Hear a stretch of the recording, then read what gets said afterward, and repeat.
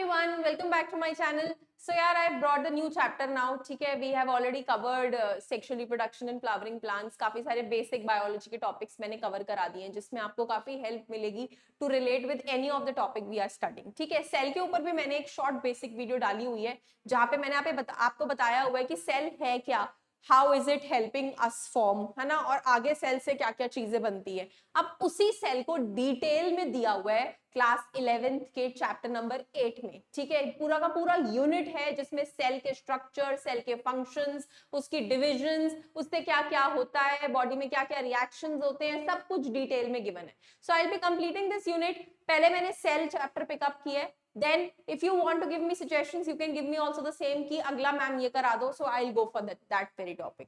ठीक है जी. तो अभी आज स्टार्ट करते हैं सेल से. अभी कुछ दिनों तक हमारा यही चैप्टर कंटिन्यू रहेगा. Cell the unit of life. ठीक है, और टॉपिक क्या है आज हमारी पहली वीडियो के basic introduction, what is cell and cell theory. For reference, you can go to NCERT page number 87 and 88. सारी लाइंस NCERT से picked up है डायरेक्ट, nothing extra, और हम उसी के ऊपर फोकस करके सब कुछ कवर करेंगे along with the PYQs. ठीक है जी, चलिए let's begin. So introduction. When you look around, you see both living and non-living things. Obviously, like if I look around right now, I am in my classroom, so I can see all the non-living things, right? Benches, fan, AC, everything, right? Also, if I have my students sitting along, I would be seeing some living things as well. तो जब भी हम आसपास देखते हैं, हमें living और non-living हर तरह की चीजें दिखाई देती है. You must have wondered and asked yourself, what is it that makes an organism living? ये क्वेश्चन छोटे होते से बुक्स में आता है और मोस्टली हम लोग सोचते नहीं है, बट यस हम किसी चीज को देख रहे हैं कि यार वो लिविंग है या नहीं है, तो हम उसे कैसे जज कर रहे हैं.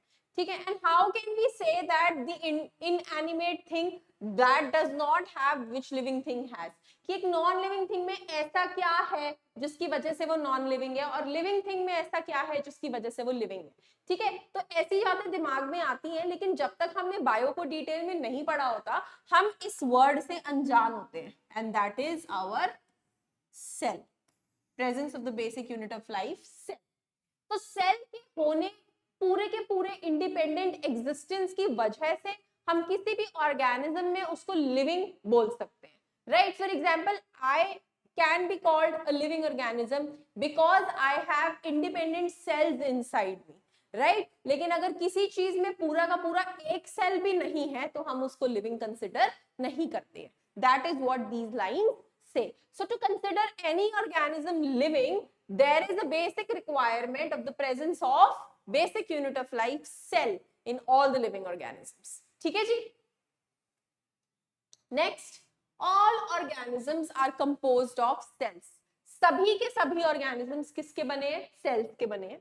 Some are composed of single cell. कुछ organisms एक ही सेल के बने हैं, so इसीलिए हम उन्हें unicellular organisms बोलते हैं. जैसे in your junior classes you must have read about amoeba, the most common example of a unicellular organism because it's a microorganism, it's a protozoan, है ना. ये भी मैंने एक बेसिक वीडियो डाली हुई है जहां पे मैंने माइक्रो ऑर्गेनिजम्स की कैटेगराइजेशन बताई हुई है. तो सिर्फ बैक्टीरिया ही माइक्रो ऑर्गेनिज्म नहीं होता, fungus, algae, protozoan, right? All these are also the micro organisms. So ये mostly unicellular होते हैं, mostly not all.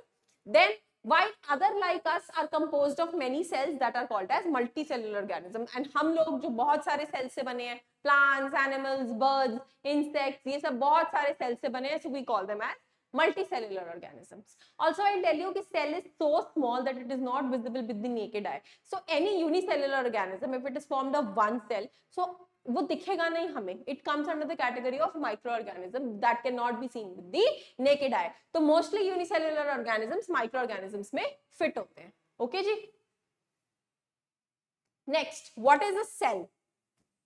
So unicellular organisms जो होते हैं हमारे, they are capable of independent existence. Obviously वो एक ही सेल से बने हुए हैं, उनका जितना काम है रहने का, खाने का, पीने का, राइट, वो सब कुछ कौन कर रहा है? एक सेल कर रहा है.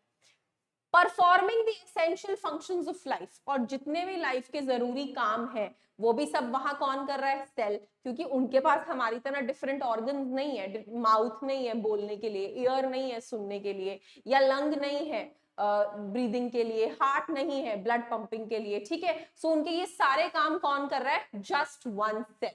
सो यूनिसेल्युलर ऑर्गेनिजम्स इंडिपेंडेंटली एग्जिस्ट कर सकता है बिकॉज सारे फंक्शंस उसका सेल परफॉर्म कर रहा है और एक सेल की इंडिपेंडेंट एग्जिस्टेंस है जो उसको जिंदा रखने के लिए काफी है।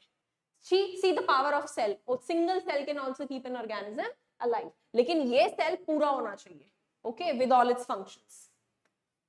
Anything less than a complete structure of cell does not ensure independent living. कोई भी चीज अगर सेल से कम है, like पूरा सेल नहीं है, सेल से कम है, that way cell will be the fundamental structural and function unit of living organisms. तभी तो हम उसको बोलते हैं कि सेल हमारा बेसिक है, सेल फंडामेंटल यूनिट है, स्ट्रक्चरल यूनिट है, फंक्शनल यूनिट है, क्योंकि उसका स्ट्रक्चर, उसका फंक्शन हमारी बॉडी के सर्वाइव करने के लिए बहुत ज्यादा इंपॉर्टेंट है। Anything less than a cell does not have any independent existence. ठीक है जी। नेक्स्ट, Anton von Leeuwenhoek, ठीक है, there was a scientist named as Anton von Leeuwenhoek. He first saw and described the live cell. उसने सबसे पहले देखा और एक लाइव सेल को डिस्क्राइब किया, करेक्ट। सो इस साइंटिस्ट का नाम याद कर लेना, who first saw the living cell. Also I'll tell you for your information, वैसे आपने 9th क्लास में भी पढ़ा होगा, Robert Hooke was the scientist who first saw dead cell. Basically cell को सबसे पहले देखा ही रॉबर्ट हुक ने था, लेकिन बाय चांस वो सेल डेड था तो वो समझ नहीं पाया कि वो कुछ फंक्शंस भी परफॉर्म करता है। Later on Anton von Leeuwenhoek ने देखा और दिखाया सबको कि वो एक लिविंग सेल है, उसके अंदर काफी सारी एक्टिविटीज परफॉर्म होती हैं।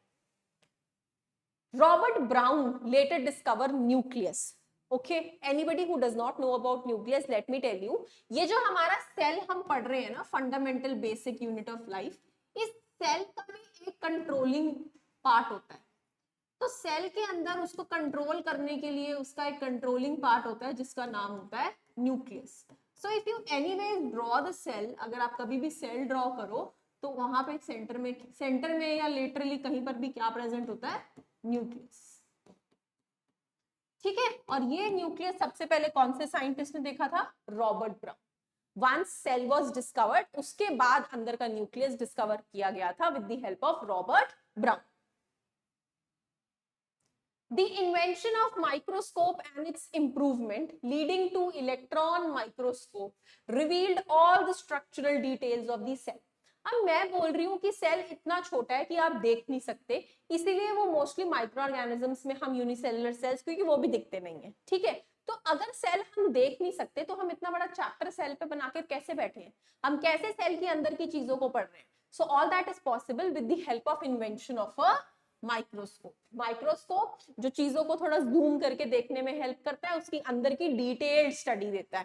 पहले सिंपल माइक्रोस्कोप डेवलप हुआ था, then compound microscope, and later on जैसे जैसे साइंस बढ़ती चली गई, लाइफ में प्रोग्रेस होती चली गई, क्या डेवलप हुआ? Electron microscope, which revealed all the structural details of the cell. उस इलेक्ट्रॉन माइक्रोस्कोप ने सेल को पूरा डिटेल में दिखाने में हमें हेल्प किया। What is cell theory? ठीक है, सो इसके साथ हमने ये कवर किया कि सेल है क्या, सेल को हम देख कैसे सकते हैं, सेल को एग्जिस्टेंस में लेके कौन आया था, तो वो हमेशा से, लेकिन हमारी पढ़ाई में कौन लोग लेकर आए वो हमने सब समझा। अब हम डिस्कवर करेंगे कि सेल थ्योरी क्या है, किस किस साइंटिस्ट ने बताया कि सेल क्या क्या फंक्शंस कर सकता है। सेल थ्योरी का यही मतलब है कि सेल एक्चुअली किन किन चीजों के केपेबल है। सो 1838 में Matthias Schleiden, who was a German botanist. Botanist कौन होते हैं? The ones who study plants. आपके पास भी तो ये सब्जेक्ट है ना, botany, the study of plants, है ना? Bio is divided into botany and zoology. Botany, the study of plants. Zoology, the study of animals. So जो botany पढ़ते हैं उनको botanists कहते हैं, जो zoology पढ़ते हैं उनको zoologist बोलते हैं, right? So Matthias Sheldon was a botanist who examined a large number of plants, जिन्होंने बहुत सारे plants को धीरे धीरे एग्जामिन किया, and observed that all plants are composed of different kinds of cell. और उन्होंने देखा कि सभी plants किससे बने हैं? अलग अलग तरीके के सेल से, ठीक है। So that means plants में बहुत सारे सेल है और सभी सेल अलग अलग दिखते हैं और अलग अलग काम करते हैं, which forms the tissues of the plant. I told you in the basic level of organization that cells जब बहुत सारे इकट्ठे हो जाते हैं तो सेल्स फॉर्म टिश्यूज। तो ऑब्वियसली अगर प्लांट्स के अंदर एक से ज्यादा सेल्स है तो वो क्या बना रहे होंगे, टिश्यूज।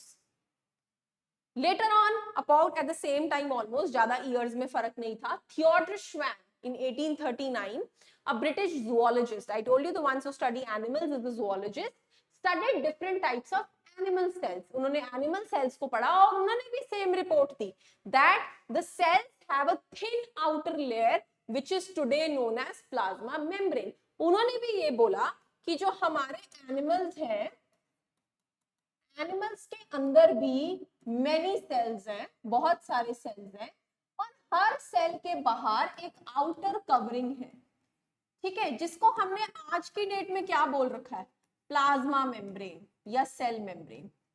तो आप लोग कंफ्यूज नहीं होइएगा, आई ड्रीव द सेल हियर, ये वाला, तो ये जो इसकी बाहर की बाउंड्री होती है, the outer boundary, this is the cell membrane और दी प्लाज्मा मेम्ब्रेन। बट ये सिर्फ किस केस में होता है, ये है एनिमल सेल के केस में, प्लांट सेल में नहीं है, this is an animal cell. Plant cell में क्या है वो अभी हम पढ़ेंगे।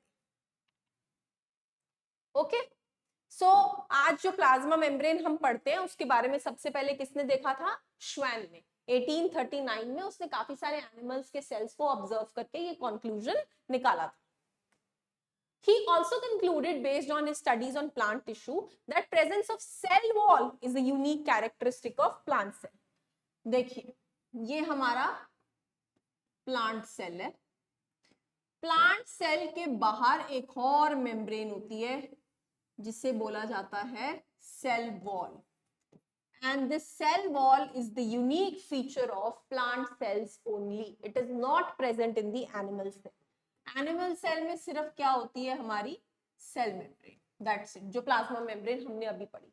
सो श्वैन और क्या बोलते हैं शील्डन ने ये डिस्कवर किया कि प्लांट टिश्यूज में अलग टाइप का एक सेल वॉल होता है और वो सिर्फ और सिर्फ प्लांट सेल्स में, वेयर एज एनिमल सेल्स की आउटर एक थिन कवरिंग है जिसे हम प्लाज्मा मेम्ब्रेन आज की डेट में बोलते हैं, also called as cell membrane. Details हम cell wall and cell membrane के बारे में आगे चैप्टर में रीड करेंगे।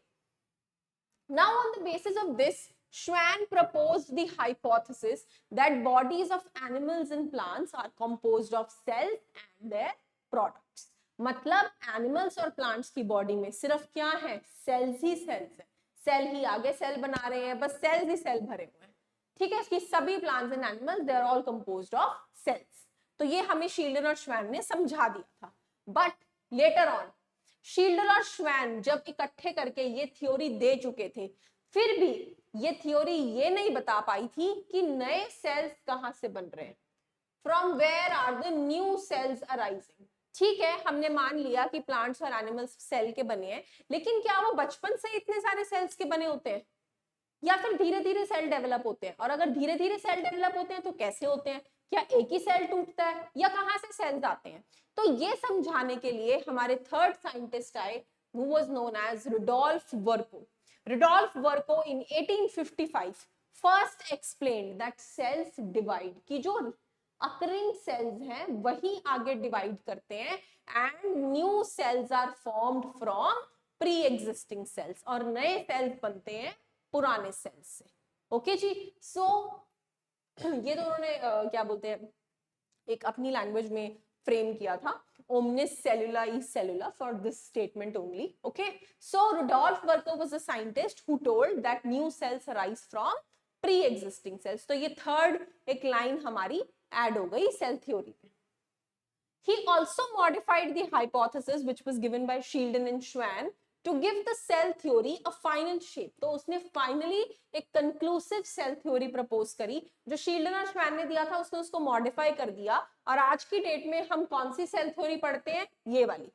First stating all living organisms are composed of cells and product of cells, ये तो वही लाइन है जो शील्डन एंड श्वैन ने दी थी, ठीक है, और जो रुडोल्फ वर्को की लाइन थी उसने वो ऐड कर दी, that all new cells arise from pre existing cells. So that is how these 2 points form cell theory, जो आपको पता होनी चाहिए, ठीक है। तो हमने लेक्चर में पढ़ा इंट्रोडक्शन की कैसे लिविंग और नॉन लिविंग थिंग्स को डिफरेंशिएट करते हैं, देन हमने पढ़ा कि सेल होता क्या है, सेल फॉर्म सुनने में कैसे आया, सेल कहाँ कहाँ देखा जाता है, राइट। देन हमने पढ़ा सेल थ्योरी के बारे में कि सेल के अंदर ऐसी कौन कौन सी चीजें हैं जो प्लांट्स और एनिमल्स को अलग अलग करती हैं, राइट। और हमने अपनी साइंटिस्ट की कंट्रीब्यूशन पढ़ी सेल थ्योरी को बनाने में। ऑब्वियसली बड़ी बात थी कि उन्होंने ये सेल थ्योरी कंक्लूड करी, जिसकी वजह से हम आज इतनी डिटेल स्टडी पढ़ पा रहे हैं। Okay, so that was all about the first lecture of the cell, जिसमें हमने पढ़ा कि सेल एक्चुअली है क्या, right. Some of you might be thinking कि अगर ये ना पढ़ते तो हम कभी आज सेल ना पढ़ रहे होते डिटेल में, but that's not the case. Anyway studies keep on going, right. तो ये साइंटिस्ट ने हमें सेल के बारे में इंफॉर्मेशन देके हमारी बेसिक लाइफ के बारे में आइडिया दिया है, ठीक है जी। So that's all for today. Stay updated with me for the upcoming videos on the same chapter. Thank you so much.